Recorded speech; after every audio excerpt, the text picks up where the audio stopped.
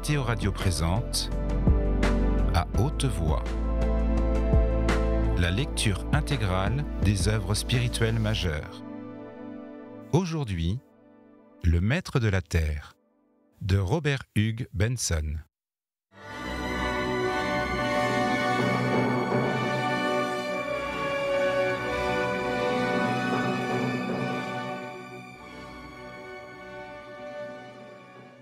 Chapitre 5. Percy Franklin, le nouveau cardinal protecteur d'Angleterre, sortant d'une audience de sa sainteté, suivait le corridor des appartements pontificaux, en compagnie de son collègue allemand, le vénérable Hans Stemann, tout essoufflé au moindre mouvement. Ils entrèrent dans l'ascenseur et descendirent au rez-de-chaussée. Imposante figure de prêtre, et bien représentative de leur race, l'un droit, maigre et d'apparence un peu raide, l'autre gras et voûté, avec la marque allemande depuis ses lunettes jusqu'à ses larges pieds, sous de lourdes boucles d'argent. Parvenu à la porte de ses bureaux, Percy s'arrêta, fit un geste profond de révérence et laissa son compagnon poursuivre son chemin. Un secrétaire, le jeune monsieur Brent, s'avança vers son chef. « Éminence, dit-il, les papiers anglais sont arrivés. » Percy étendit la main, prit la liasse de papier, puis se dirigea vers son cabinet et s'assit. Dans le journal, qu'il ouvrit d'abord, ses yeux furent aussitôt frappés de titres gigantesques, au-dessous desquels les épaisses colonnes du texte étaient interrompues, de temps à autre, par d'autres titres sensationnels en lettres capitales, d'après une mode créée par l'Amérique, il y avait plus d'un siècle, et qui depuis lors avait toujours paru la façon la plus efficace de fournir des renseignements, rapides et inexacts, à l'intelligence du public. Le journal était l'édition anglaise de l'Air, et les titres disaient « Le culte national, splendeur éblouissante, enthousiasme religieux, le Dieu nouveau dans l'abbaye de Westminster, un fanatique catholique, d'ex-prêtre faisant fonction de cérémoniaire. » Puis le cardinal, en parcourant le corps de l'article écrit en petites phrases pittoresques, se composa par degrés une sorte de tableau impressionniste des scènes qui avaient eu lieu à l'abbaye le jour précédent et dont les points principaux lui avaient été annoncés déjà par le télégraphe. En fait, le compte-rendu détaillé ne lui apprenait rien de nouveau qui eût une importance réelle. Et déjà, il allait replier le journal lorsqu'un nom le frappa. L'auteur de l'article écrivait « Il est convenu que M. Francis, le grand cérémoniaire, à qui nous devons tous la plus vive reconnaissance pour son zèle pieux et l'habileté professionnelle qu'il a déployée, doit prochainement se rendre dans les villes du Nord pour faire des conférences sur le nouveau rituel. N'est-il pas curieux de songer que cet éminent fonctionnaire, tout récemment encore, officiait devant un autel catholique ? Il a été assisté aujourd'hui par 24 confrères qui tous avaient acquis leur expérience de la même façon que lui. Mon Dieu !» soupira Percy, s'abandonnant au flot des souvenirs que la mention du nom de Francis avait tout d'un coup réveillé en lui. Mais bientôt sa pensée se détourna du prêtre renégat pour réfléchir une fois de plus à la signification de l'affaire tout entière et au jugement qu'il avait cru devoir porter sur elle tout à l'heure devant le souverain pontife. En somme, c'était un fait incontestable que l'inauguration du culte panthéiste avait obtenu un succès aussi prodigieux en Angleterre qu'en Allemagne. À Londres, par exemple, contrairement aux prévisions, la cérémonie s'était effectuée sans l'ombre d'emphase exagérée ni de ridicule. Cependant, des scènes extraordinaires avaient eu lieu. Un grand murmure d'enthousiasme avait parcouru l'abbaye, d'une extrémité à l'autre, lorsque le somptueux rideau était tombé et que la grande figure nue de la paternité, imposante et majestueuse, s'était dressée au-dessus de l'éclat des cierges, contre l'écran pourpre qui lui servait de fond. Le sculpteur Mackenham avait parfaitement réussi dans son œuvre, et un discours passionné de M. Brandt, d'autre part, avait fort bien préparé l'âme populaire à la révélation qui allait lui être faite. L'orateur avait cité, dans sa péroraison, de nombreux passages des prophètes hébreux, annonçant la cité de paix, dont les murs s'élevaient à présent devant les yeux de tous. « Surgis et brille, car ta lumière est venue, et la gloire du Seigneur est apparue sur toi. Car voici que je crée de nouveaux cieux et une nouvelle terre, et de ceux qui ont précédé, l'esprit de l'homme en perdra jusqu'au souvenir. On n'entendra plus parler de violence dans ton royaume, ni de destruction entre tes frontières. Ô Sion, si longtemps affligé, abattu de la tempête, et non consolé, regarde, je poserai tes pierres avec des couleurs splendides, et tes fondements avec des saphirs. Je ferai tes fenêtres d'agate, et tes portes d'escarboucles, et toutes tes frontières de pierres précieuses. Surgis et brille, car ta lumière est venue.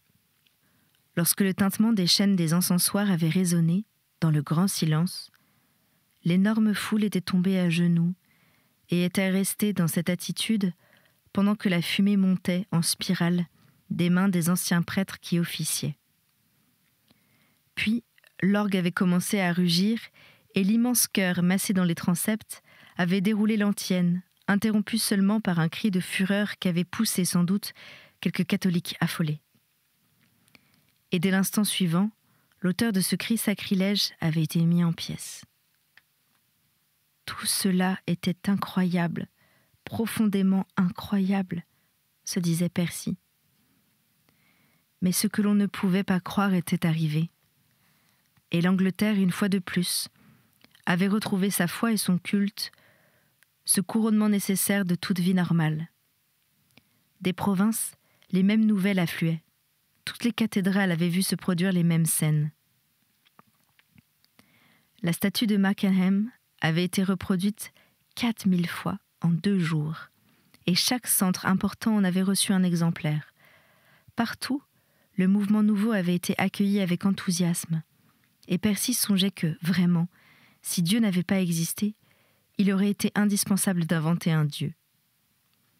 Le cardinal s'émerveillait aussi de l'extrême habileté avec laquelle ce culte nouveau avait été formulé.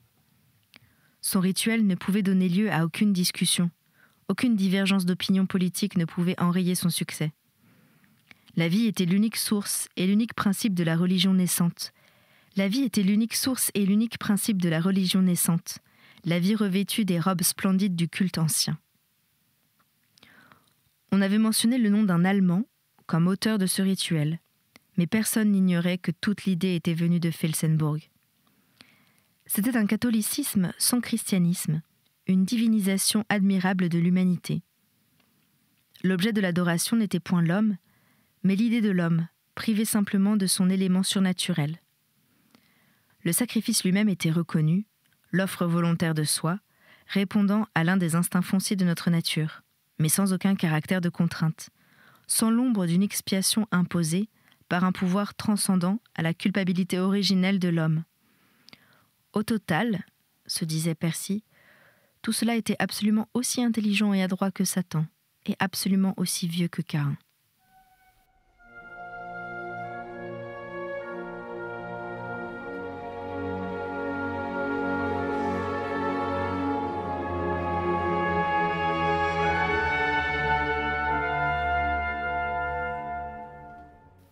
L'avis que le cardinal avait donné au Saint-Père tout à l'heure, il ne savait point si c'était un avis de désespoir ou d'espérance.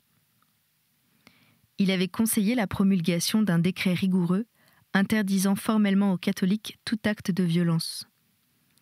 Suivant lui, les fidèles devaient être encouragés à rester patients et à se tenir complètement à l'écart du culte nouveau, à ne rien dire s'ils n'étaient pas interrogés et seulement à souffrir avec joie les peines encourues. Et Percy et plusieurs autres cardinaux avaient demandé que le pape les autorisât à rentrer pour quelque temps, chacun dans son pays, afin d'encourager ceux qui hésitaient. Mais le pontife avait répondu que leur mission était de rester à Rome, sauf le cas de graves événements imprévus. Quant à Felsenburgh, les nouvelles qu'on en avait étaient de nouveau très rares.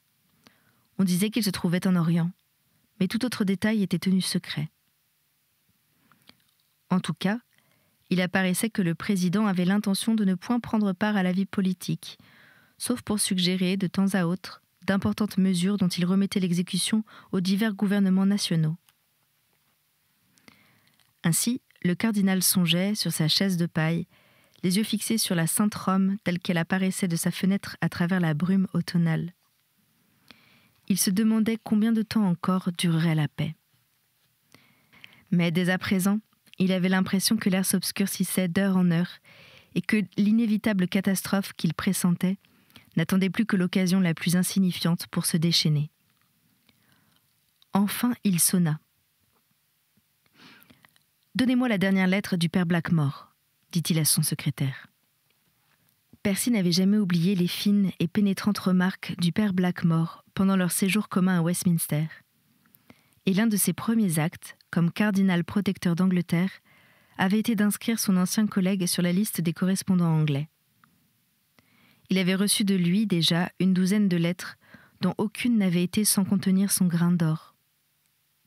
Mais surtout, il avait observé que toutes ces lettres exprimaient la crainte que tôt ou tard, il n'y eût un acte de provocation ouverte de la part des catholiques anglais. Et c'est précisément le souvenir de cette crainte qui avait inspiré Percy dans ses véhémentes instances auprès du pape tout à l'heure. De même qu'au temps des persécutions romaines, durant les 3 premiers siècles, de même à présent, le plus grave danger pour la communauté catholique n'était point dans les mesures injustes du gouvernement, mais dans le zèle irréfléchi des fidèles eux-mêmes. Le monde ne désirait rien tant que d'avoir une occasion, un prétexte, pour lever son épée, déjà à demi tirée du fourreau. Lorsque le jeune secrétaire lui eut apporté les 4 feuillets couverts de la petite écriture tassée du père Blackmore, Percy relut tout de suite le dernier paragraphe.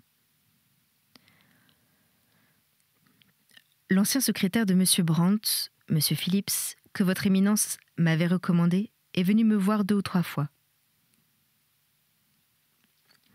Il se trouve dans un état des plus curieux.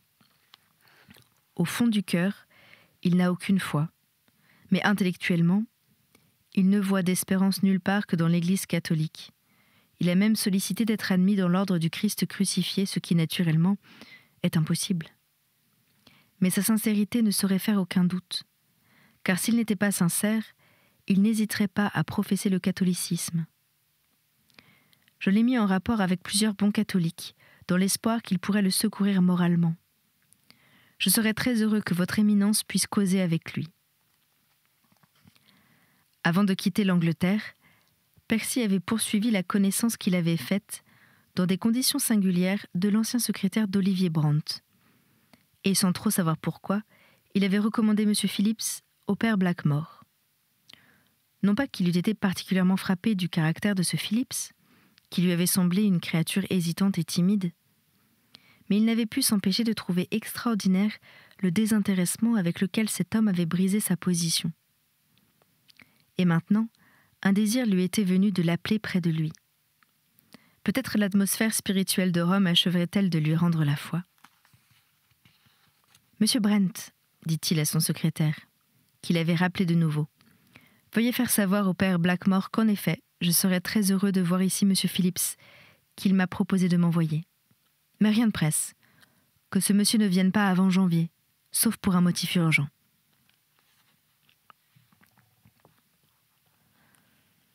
Le développement de l'ordre du Christ crucifié s'était poursuivi avec un succès presque miraculeux. La proclamation du Saint-Père avait été, à travers tout le monde chrétien, comme une étincelle dans la paille. C'était comme si ce monde chrétien eût atteint exactement le point de tension où une organisation nouvelle de ce genre était nécessaire. Et la réponse à l'appel du pape avait étonné même les plus optimistes. En fait, toute la ville de Rome, avec ses faubourgs, 3 millions de personnes au moins, avait couru s'inscrire à Saint-Pierre, comme une foule affamée se précipite vers un repas, ou des marins désespérés vers l'abri d'une rade.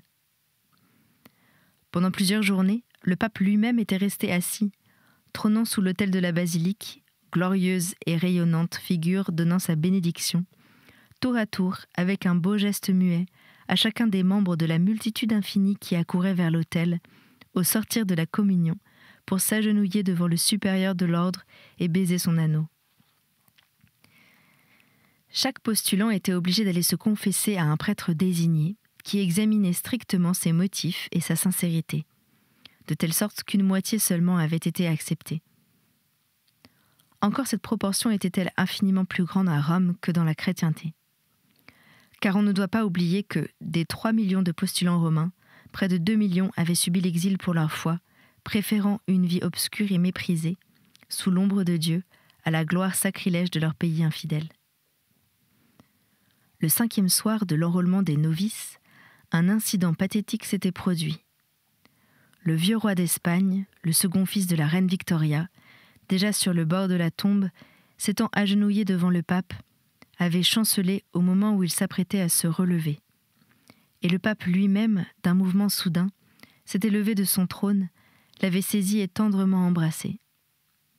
Puis, toujours debout, le vieux pontife avait ouvert ses bras tout au large et prononcé une allocution telle que jamais encore la basilique n'en avait entendue.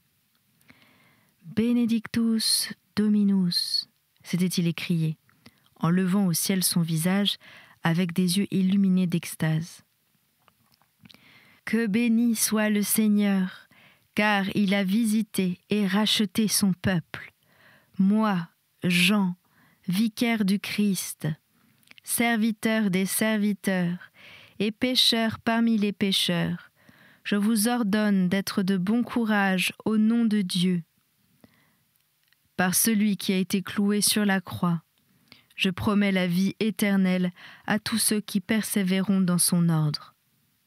Lui-même l'a dit, à celui qui surmontera l'épreuve, je donnerai la couronne de vie.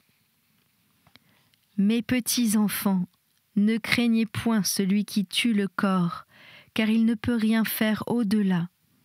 Jésus et sa Sainte Mère sont au milieu de nous. Ainsi sa voix s'était répandue, parlant à l'énorme foule recueillie, du sang qui déjà avait été versé à l'endroit où elle se tenait, de ce sang de l'apôtre qui les pressait, les encourageait, les vivifiait. Ils s'étaient voués à la mort, et si la volonté de Dieu n'était pas qu'ils périssent, leur intention serait tenue pour le fait. Ils se trouvaient désormais sous l'obéissance, leur volonté n'était plus à eux mais à Dieu, et en échange, à eux appartenait le royaume du ciel.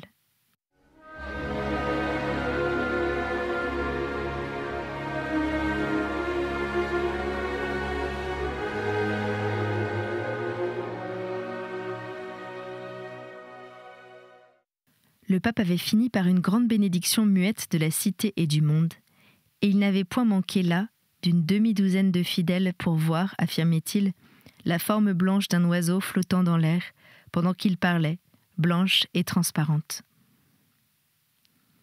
Les choses qui avaient eu lieu ensuite, dans la ville et dans les faubourgs, ne sauraient être décrites.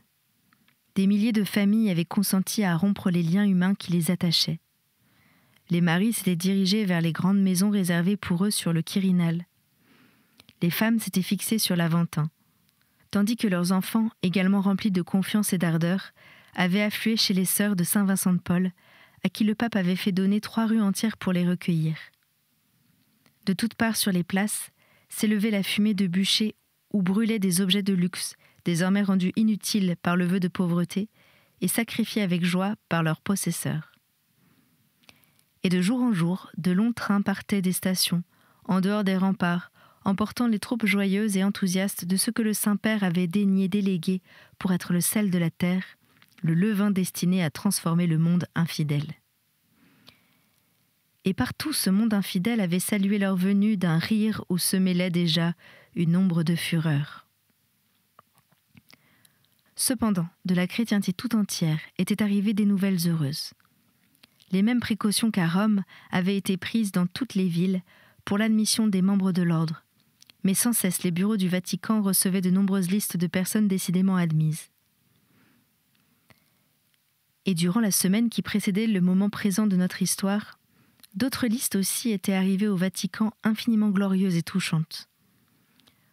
Non seulement les évêques rapportaient que déjà, dans tous les pays, l'ordre du Christ avait commencé son œuvre, que déjà des communications longtemps interrompues se trouvaient rétablies, qu'une foule de missionnaires s'organisait activement et que les cœurs les plus désespérés, une fois de plus, renaissaient à l'espoir.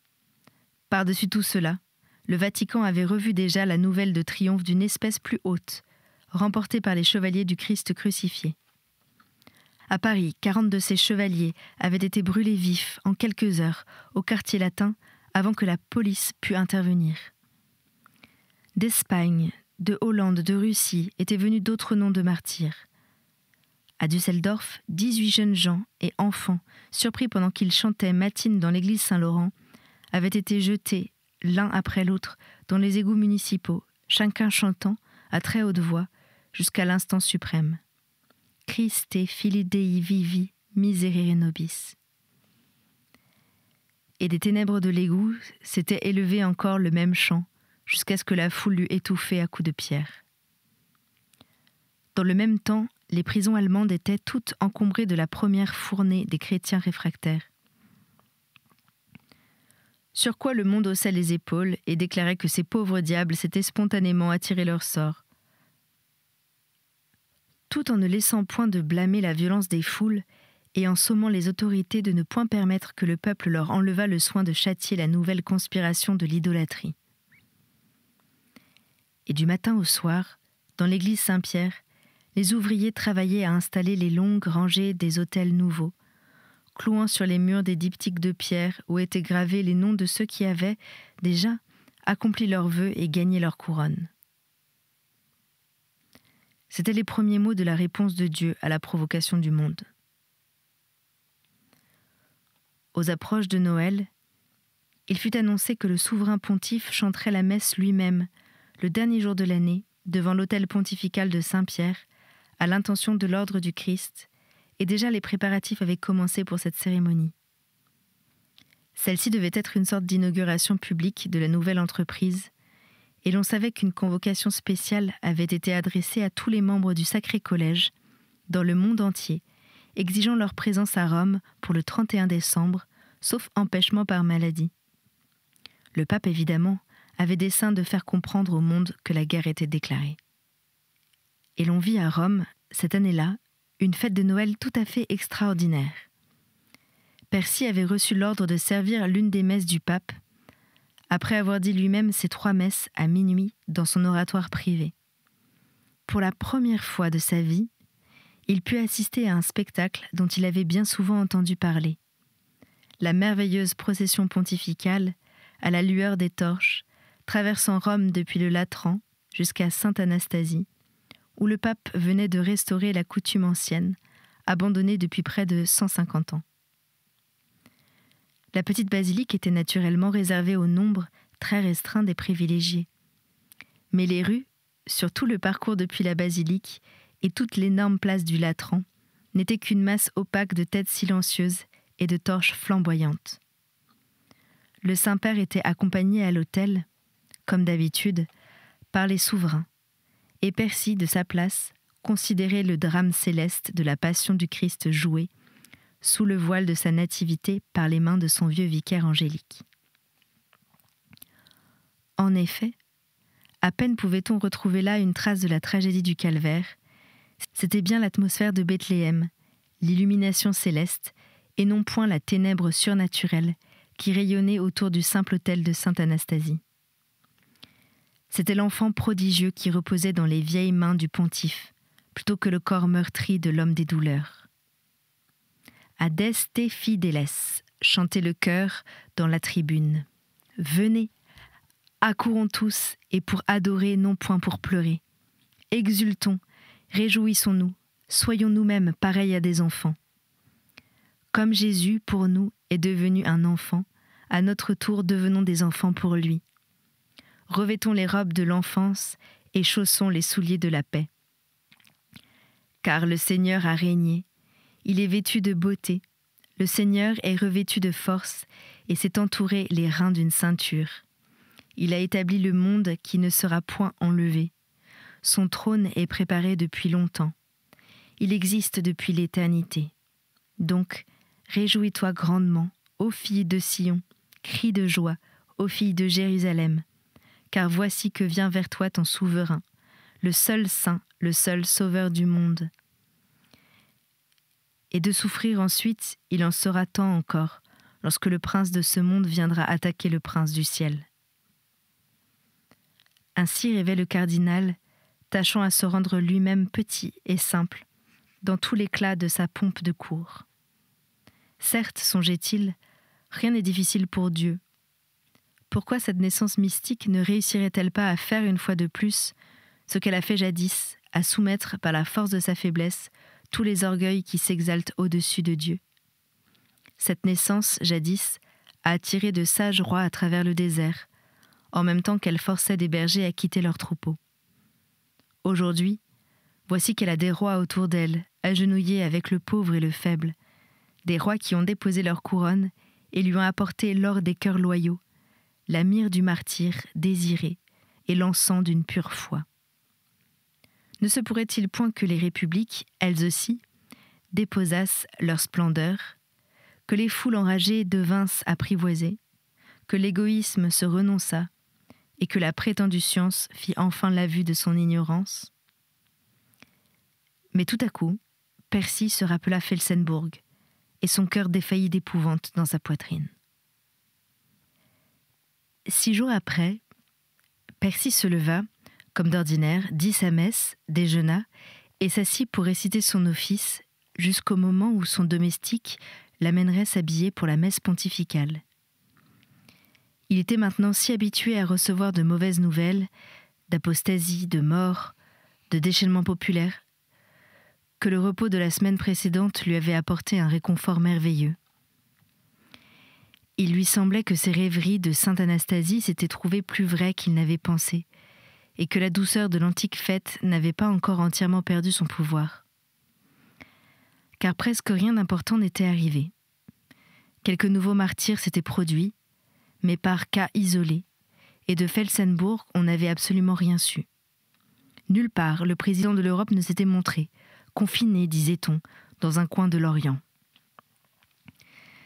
D'un autre côté, Percy n'oubliait point que la journée du lendemain serait d'une portée extraordinaire, tout au moins en Angleterre et en Allemagne, car en Angleterre, cette journée devait voir la première application de la loi rendant le culte obligatoire, tandis qu'en Allemagne, la loi devrait être appliquée déjà pour la 2e fois.